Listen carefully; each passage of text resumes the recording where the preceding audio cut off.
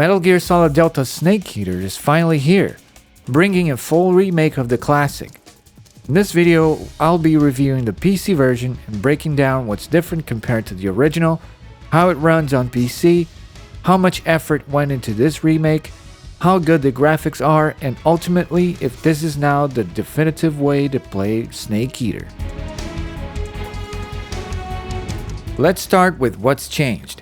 When it comes to differences between the remake and the original Snake Eater, the biggest change is that Delta actually gives you two distinct play styles: New Style and Legacy Style.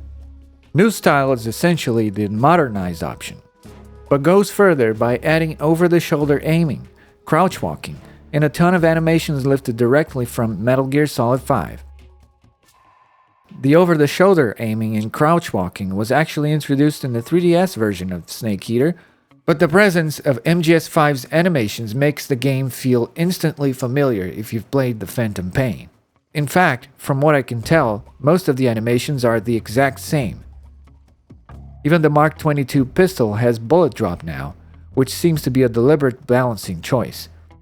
The input mappings are also quite different from the original, especially on controller, but this mode feels great to play, especially with mouse and keyboard.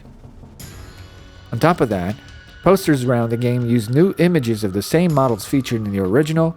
There are no default color filters enabled, although this can be customized, and some codec calls include new voice lines.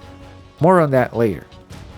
Legacy Style, on the other hand, is meant to replicate the 2004 PS2 release. It sticks with the fixed camera angles and the old auto-aim system, and the Mark 22 pistol works without the bullet drop. But crouch walking is still here, which wasn't in the original, though now it's painfully slow. Crawling is also slower than in both New Style and the original versions, which makes the stealth feel more sluggish. It's particularly frustrating in certain boss battles because when you're knocked down, it takes much longer for Snake to get up due to the slower animations. The input setup is closer to the old one, but still not the same. Aiming and shooting are separated on the left and right triggers, which feels awkward, especially when aiming in first person. And the equipment is now managed with the D-pad. That means stalking, which originally used the D-pad, is mapped to holding L1 instead. It also means you can't easily do the tactical reload while running, because it kinda requires the same finger for both actions. Posters revert back to the subsistence images, which are not the same as the 2004 ones, and the legacy color filter is enabled by default, although again, this can also be customized in this mode. Speaking of the color filters, they do a good job of replicating the color palette of the original, but certain scenes look more similar than others. One thing I've found to be quite curious is that, in certain scenes, the New Style without color filters manages to look more similar to the original than the Legacy filter. Take this cutscene for example. Notice how the New Style looks more bluish than the Legacy filter, closer to the original look. Now, the problem with this mode is that it ends up feeling more frustrating than nostalgic, especially on mouse and keyboard. The fixed camera and clunky inputs just don't hold up, and in my opinion, it's not worth playing this way. If you want to experience the Legacy color filter, I suggest playing the New Style and turning on the Legacy filter in the settings. It'll be much more enjoyable. One thing worth clearing up, the MGS5 animations make Snake's movement look slower than the original, but I compared them directly, and the actual speed seems to be about the same. It's just an optical illusion. Finally, like I said before, some of the codec lines have been altered. A few changes are genuinely cool, like Paramedic now mentioning the 70th anniversary of Godzilla in 2024, for example, although that only happens on the New Style. 2024 will be Godzilla's 70th birthday. Some changes are harmless but hardly necessary, like replacing the word fat with overweight in this conversation with Eva. Are you saying I'm fat? No. Are you saying I'm overweight? No. And some are just poorly executed, like this clunky edit to one of Major Zero's tutorial lines. Your available weapons will be displayed in a list on the screen. And that brings us to an important discussion, the details, and how much effort Konami actually put into this remake. For all the criticisms anyone might have about this remake, one thing that's undeniable is the sheer amount of effort that Konami put into making Delta a meaningful experience for fans of the original. They really went the extra mile to pack in all kinds of details and Easter eggs. First off, those updated codec calls we just talked about, that wasn't just a simple text swap. Konami actually brought back the original voice actors to record entirely new voice lines. On top of that, the little videos you see during codec calls and in the survival viewer menu were all remade from scratch using the new graphics engine. Even the posters you find throughout the game weren't just swapped out randomly. Every single new poster in the new style was sourced directly from the original models, and each model personally chose which image of themselves would be used. Then there's the minigames. The Snake vs. Monkey mode, which was absent from every post-PS2 release of Snake Eater, has been completely remade and included here. That wasn't simple either. Konami had to reacquire a license from Sony to use the Apescape characters again. And since that license couldn't extend to Xbox, instead of just removing the content, Konami actually went ahead and made an entirely new Bomberman-themed minigame exclusive to those platforms. And if that wasn't enough, even the Guy Savage Nightmare sequence has returned. If you don't know what that is, I have a video that talks about it that you should watch. But basically, this was originally a reference to a prototype of a Konami game that was eventually cancelled, and it was cut from all later versions of Snake Eater. They didn't need to bring it back, but they did. They built a new version of that scrapped prototype from scratch just to include it here. I'm not going to show footage of it to avoid spoilers, but trust me, it's worth checking out. It's little touches like these that show Konami wasn't just phoning this project in. They clearly wanted Delta to celebrate everything that made Snake Eater special. Now let's talk about the graphics, because honestly, this is one of the strongest aspects of Delta. Visually, it's easily among the best looking games of this generation. The remake runs on Unreal Engine 5, and Konami made good use of its Lumen lighting system.